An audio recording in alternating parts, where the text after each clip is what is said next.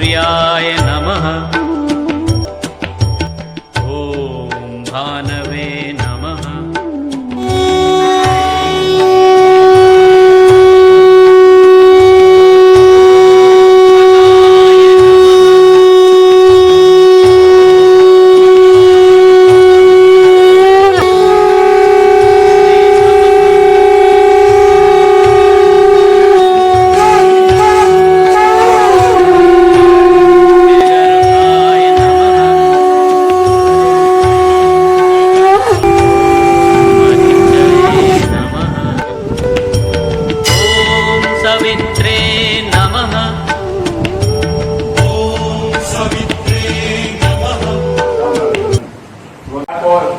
રામજીના દર્શન કરી અને આજે હું તમને એક સરસ મજાનું જીવન પ્રસારણ બતાવવા જઈ રહ્યો છે કે સોમનાથ જિલ્લાના ધાવા ગીરને આંગણે જયંતિભાઈ માધાભાઈ ગધેસરિયાના સંકલ્પથી અને સમસ્ત ગામ લોકોના ઉત્સાહથી તુલસી વિવાહનો ભવ્ય કાર્યક્રમ કરવા જઈ રહ્યા છીએ.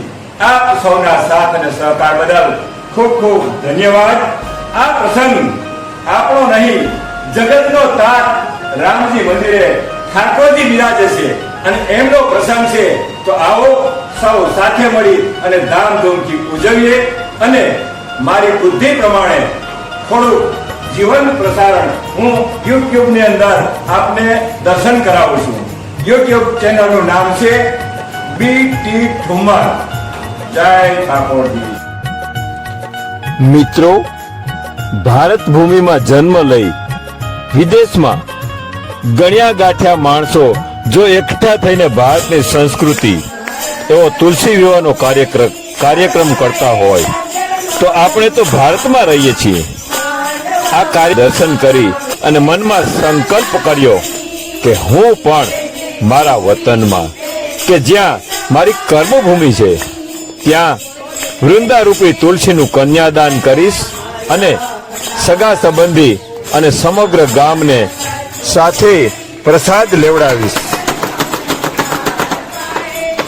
નિસ્વાર્થ ભાવે તન મન ધનથી આવું કાર્ય કરીએ તો એમાં થોડુંક વિઘ્ન પણ આવી શકે, પરંતુ જો આપણો સંકલ્પ દ્રઢ હોય ને તો ભગવાન કસોટી તો કરે, પરંતુ તેમાંથી ઉગારનાર પણ તે જ છે અને તેમના આપણે સૌ સાક્ષી છીએ.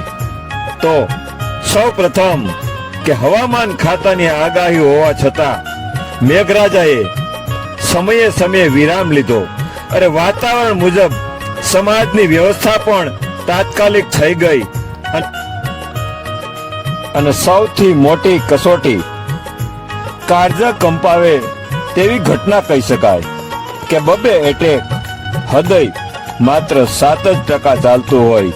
એક વખત સાતી સીડીને બાયપાસ સર્જરી અને બીજી વાર સ્ટેન્ડ બેસાડ્યું. મિત્રો, સામાન્ય સર્જરીમાં જો મહિના દિવસનો આરામ હોય તો આ વ્યક્તિ ઓપરેશનને માત્ર 15 જ દિવસ થયા છે અને તે વ્યક્તિ આપણી વચ્ચે આનંદ અને ઉત્સાહમાં સહભાગી થઈને ઉભા છે. ખરેખર આ તેમનું નવું જીવતદાન કહી શકાય. મિત્રો, આ વાતથી મારે કોઈ વખાણ કરવા નથી, પરંતુ નિસ્વાર્થ ભાવે જે કોઈ આવા ધાર્મિક, સાંસ્કૃતિક, સામાજિક અને સ્મશાન પક્ષીની ક્ષણ હોય કે ગૌ સેવા કરનારને તેમનું ફળ મળે અને મળે જ. અને તે વાસ્તવિકતા પણ આ જ પરિવારમાંથી જોવા મળે છે કે નિર્વ્યસની અને સંસ્કારી કુટુંબ અને માતા પિતાની સેવા ખાતર વિદેશની નોકરી છોડીને દેશમાં સ્થાયી થનાર શ્રવણ જેવા સંતાન, આ બધું સેવાનું ફળ જ કહી શકાય. ગીતામાં લખ્યું છે કે કર્યા વગર કંઈ મળતું નથી. અરે કર્યા કંઈ મળતું નથી, મફતનું લઈશ નહીં, કરેલું ફોગટ જતું નથી, નિરાશ થઈશ નહીં. કામ કરવાની શક્તિ છે તારામાં, અરે કામ કરવાની શક્તિ છે તારામાં, લઘુ ગ્રંથિ બાંધીશ નહીં, કામ કરતો જા, હાંક મારતો જા, મદદ તૈયાર છે, વિશ્વાસ ગુમાવીશ નહીં.